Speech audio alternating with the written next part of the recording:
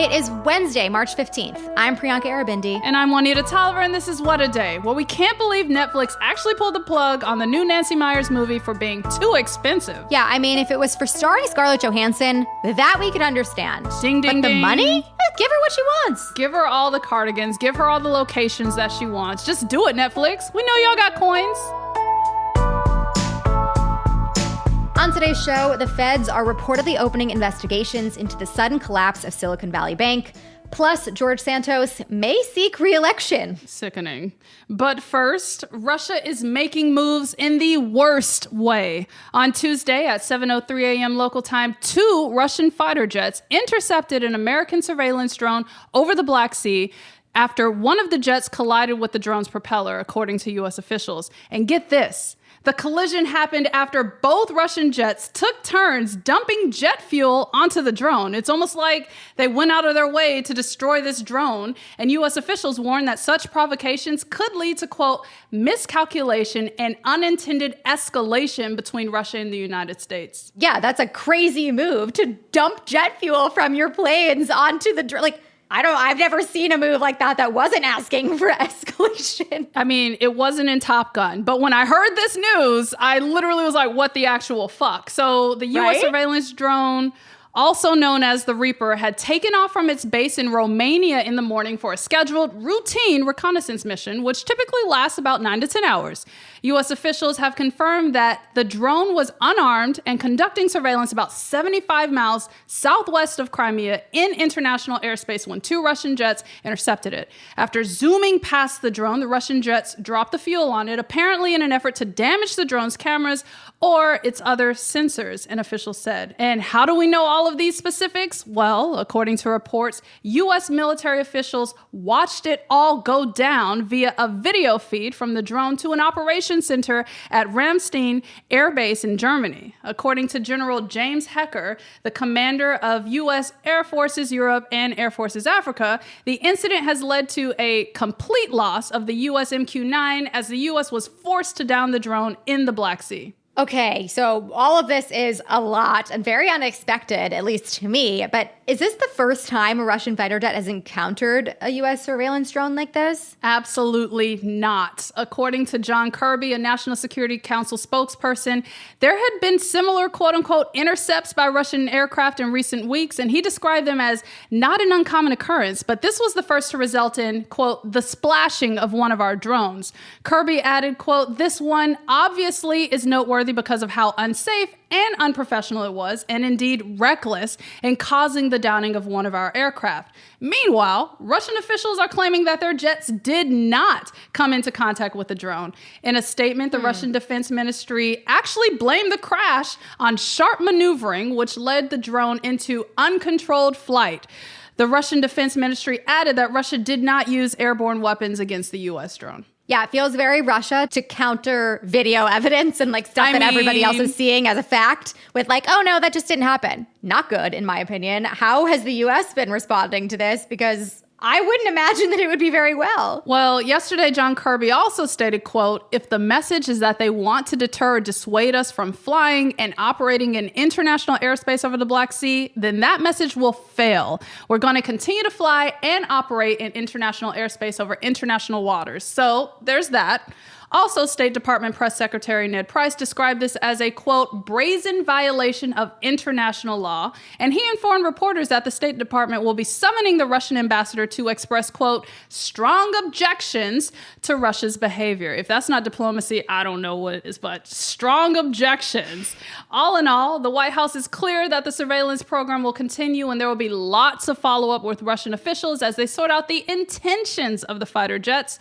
And man, oh man, am I glad that a Democratic administration is leading this response, because if Republicans like Ron DeSantis had their way, the U.S. wouldn't even be involved in supporting Ukraine through this Russian invasion. This man had the nerve to say that Ukraine is not a, quote, vital national interest for the U.S. And look at what we're dealing with right now with Russia. You can't make this up, especially when polling shows that 65% of the nation still supports U.S. engagement in Ukraine. Right. I want to switch gears to some other news. In North Carolina, the state Supreme Court is rehearing a gerrymandering case that threw out the state's Republican-drawn maps last year. A rehearing like this is extremely rare, and it could result in a whole new state congressional map from North Carolina. So remind us, why are they revisiting this case? I mean, it's basically just because they have new people on the court. So the first ruling happened under the court's previous 4-3 Democratic majority. They determined that the state's Republican-drawn maps were a partisan gerrymander, and they struck them down. But in the 2022 midterm elections, Republicans regained control of the court. They now have a 5-2 majority, and that majority granted state Republican lawmakers' request to rehear this case. No facts of the case have changed. No new information has been presented. It's just the makeup of the court. It has become more amenable to these lawmakers and the partisan gerrymander that they're trying to push through. This all sounds ridiculously familiar to what we're seeing in the Supreme Court, where they're going back and revisiting precedent and overturning precedent. So It's like the Republicans' favorite move to edit undo. But here we are. This has implications beyond the state of North Carolina as well. Break that down for us. Yeah, I mean, we can start with the obvious. So if Republicans get their way, they could propose a new map that would have 11 Republican-leaning districts and just 3 Democratic-leaning ones. That would have major implications on the U.S. House of Representatives and helping Republicans keep their very narrow House majority. The Supreme Court is also keeping an eye on this because it could affect whether it will still decide on Moore v. Harper, one of the most important, potentially consequential cases before them this term.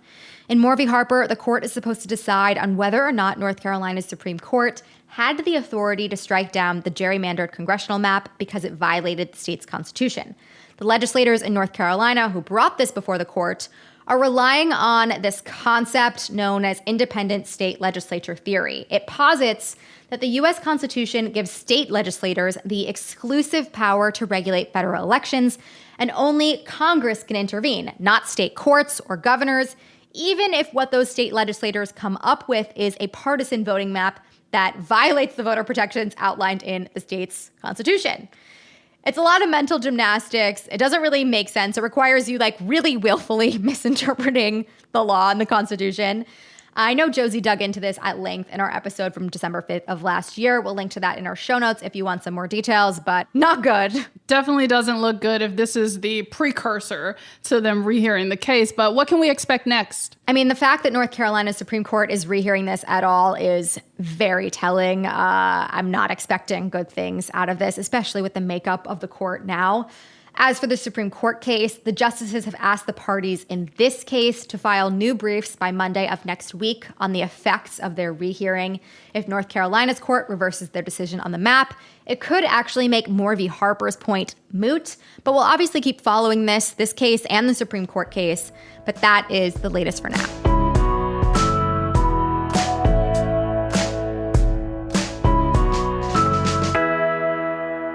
Let's get to some headlines. Headlines. Both the Justice Department and the Securities and Exchange Commission have reportedly launched investigations into Silicon Valley Bank following its sudden collapse last week. Sources told the Wall Street Journal that while the separate probes are still in their early stages, federal prosecutors in San Francisco and Washington, D.C. are looking into whether the bank's senior executives engaged in any insider trading or violated other banking regulations in the days leading up to its failure. Separately, regulators in Massachusetts have started their own investigation into SVB's failing. The state is feeling a lot of the fallout because many of the startups and life sciences companies based there did business with SVB. Ohio's Attorney General has sued Norfolk Southern Railway. The federal lawsuit comes more than a month after one of the company's trains derailed outside the town of East Palestine, forcing emergency responders to release its payload of toxic chemicals to prevent a massive explosion. The 58-count complaint from Ohio Attorney General Dave Yost alleges that Norfolk Southern broke many state and federal environmental laws, and that the company was negligent for causing the accident in the first place. The suit is seeking an as-yet unspecified amount for damages to the surrounding environment and for causing a, quote, substantial amount of damage to the local economy. Norfolk Southern responded in a statement yesterday saying, quote, "We look forward to working toward a final resolution with Attorney General Yost. Meanwhile, residents of East Palestine have filed at least 6 class action lawsuits against the railway since the crash." An 11th atmospheric river hit California yesterday, dumping even more rain and snow across the already soaked Golden State. According to the National Weather Service, 70 flood watches and advisories were in effect statewide, along with avalanche warnings in the High Sierra and Lake Tahoe regions. And residents of dozens of communities near some of the state's major waterways, including the Sacramento and Salinas rivers, were forced to evacuate amid intense flooding. Along the Central Coast, crews scrambled to repair a levee break along the Pajaro River, which flooded a small farm town over the weekend. The storm also forced evacuation orders further south in Santa Barbara County, where officials warned that heavy rains could trigger mudslides in areas near wildfire burn scars.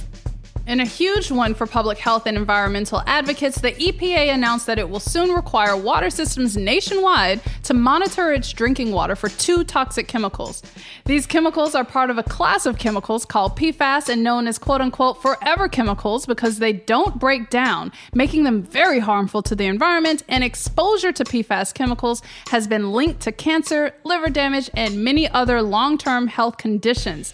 This is the first time the federal government has ever enforced limits on PFAS pollution, and the policy move is a huge deal because PFAS chemicals have been found in hundreds of everyday items, from makeup to cleaning products, even our toilet paper. According to a study from 2020, over 200 million Americans have already been exposed to PFAS in their tap water. The new rule will take effect in mid-May. Glad they're doing something about it, but unclear why we weren't before. Better late than never is all I got. Yeah, is I guess the only thing we can say in this situation. Next, an update on the beat that we're calling insulin sanity. Novo Nordisk, one of the world's largest insulin manufacturers, announced yesterday that it plans to lower the price of its insulin products by 75% in the US. The move follows plans made earlier this month by its competitor Eli Lilly to lower the prices of its own insulin. And to give you an idea of just how big a deal this is, a pack of 5 Novo Nordisk injection pens currently costs nearly $560.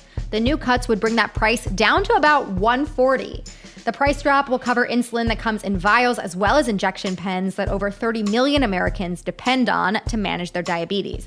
The price change is set to go into effect in January of next year.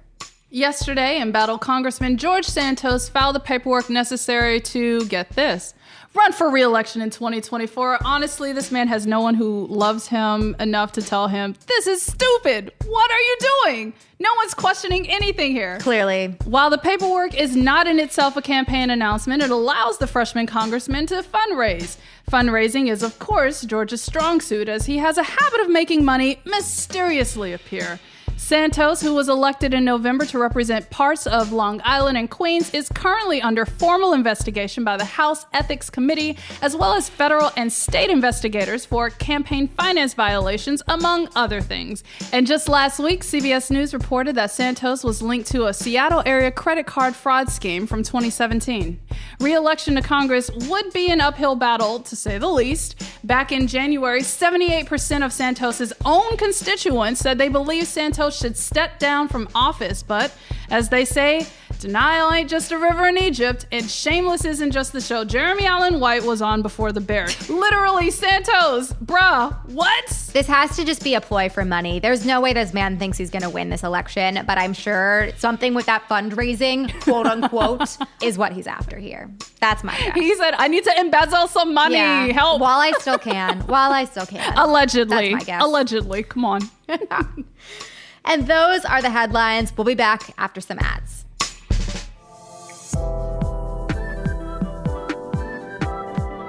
What a Day is brought to you by Smile Actives. Listen, y'all, as someone who's always on TV, I need to make sure I'm camera ready when it's time to go on air, right? And part of that is keeping my smile bright and beautiful. That's why I love Smile Actives. It's safe, effective, easy to use whitening gel that will keep you smiling proudly. Plus, it's affordable. If you have ever been to the dentist, you know that their whitening treatments can be super expensive. Plus, you have to book the appointment, take time off of work, and all that other tedious stuff that comes with it, parking, total nightmare. But you can try Smile Actives at home or anywhere, anytime. It is so easy. All you have to do is add Smile Actives Pro Whitening Gel to your regular toothpaste. There's no need to change up your routine. It's like one simple step that takes half a second.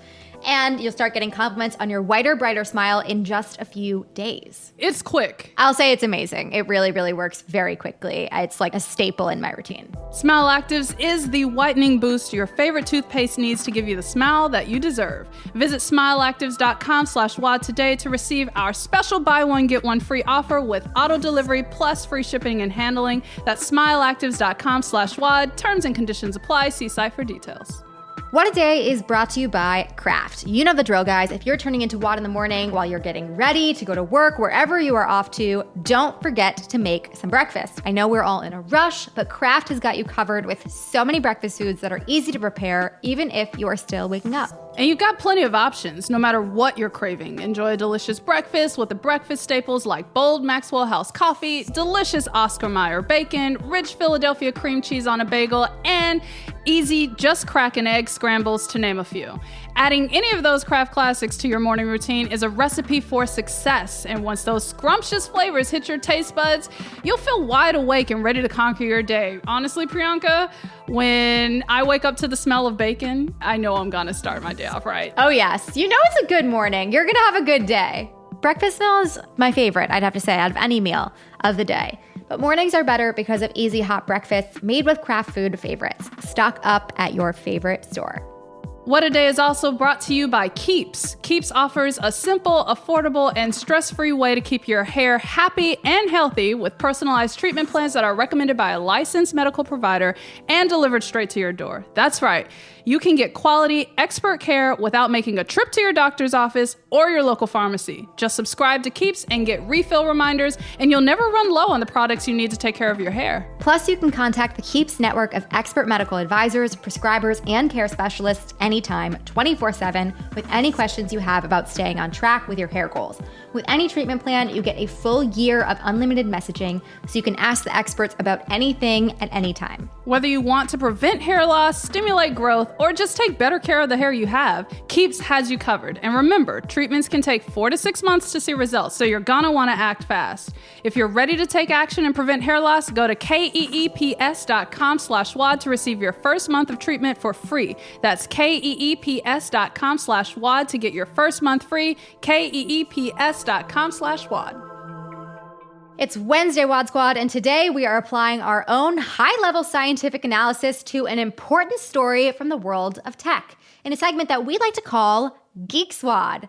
As always, Geek Squad is spelled with the word geeks, space, and then the acronym WAD. No relation at all to the place where they fix your computer at Best Buy. If you are a representative of Best Buy, please do not sue us, but also feel free to sponsor this segment. We're available. I'm sure legal will second your plea, but let's get to the high-level scientific analysis. I will. No further ado. So on Tuesday, the artificial intelligence weirdos over at OpenAI launched the latest version of their chatbot technology with a product that they are calling GPT-4. In a blog post about the launch, OpenAI flaunted the features of the AI update, claiming that GPT-4 can see and describe images, pass the bar exam in the 90th percentile, and deduce a married couple's standard tax deduction. But can't it tell if they are happy in their marriage? Unclear.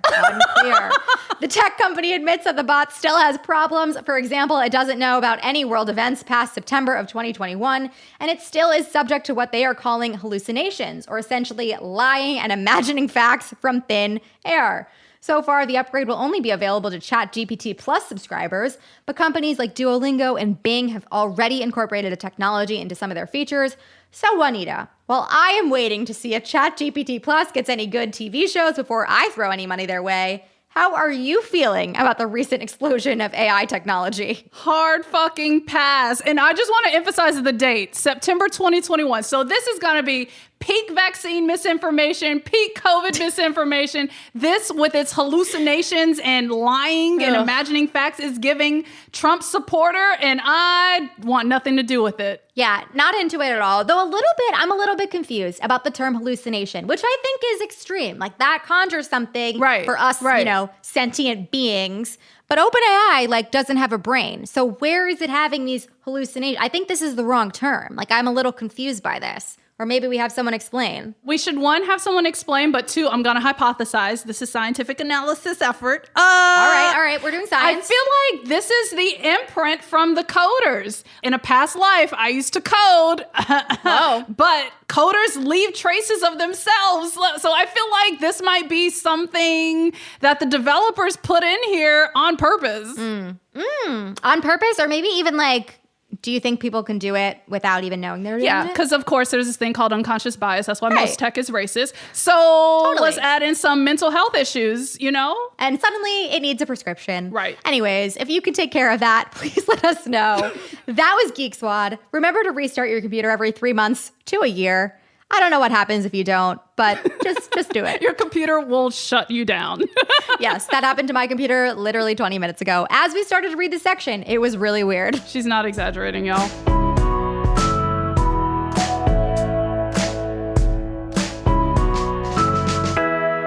One more thing before we go. It's still Women's History Month, y'all. Listen to Crooked Media's Hysteria for unapologetically real and opinionated conversations about America and the women shaping it. Co-hosts Erin Ryan and Alyssa Mastromonaco lead the charge every week to give their fresh takes on our political and cultural landscape. New episodes drop every Thursday wherever you get your podcasts. That is all for today. If you like the show, make sure you subscribe, leave a review, run for re-election like no one's watching, and tell your friends to listen. And if you're into reading and not just lists of jobs a robot could never do, like me, What a Day is also a nightly newsletter. Check it out and subscribe at crooked.com/subscribe. I'm Juanita Tolliver. I'm Priyanka Arabindi. And just retire, George. How about, George, you make it through one term? Can we talk about that? It's March.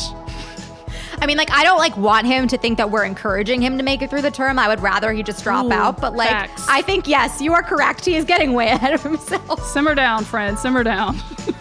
Yes.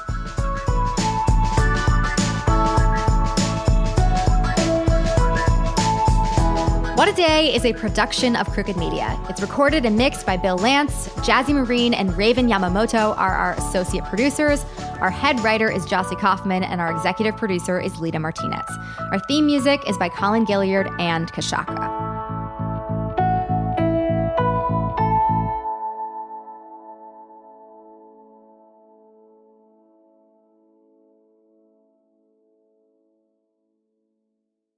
Bedtime is rough. Even for Peanut. That's why people will try anything to fall asleep. Headstands before bed, even blowing bubbles.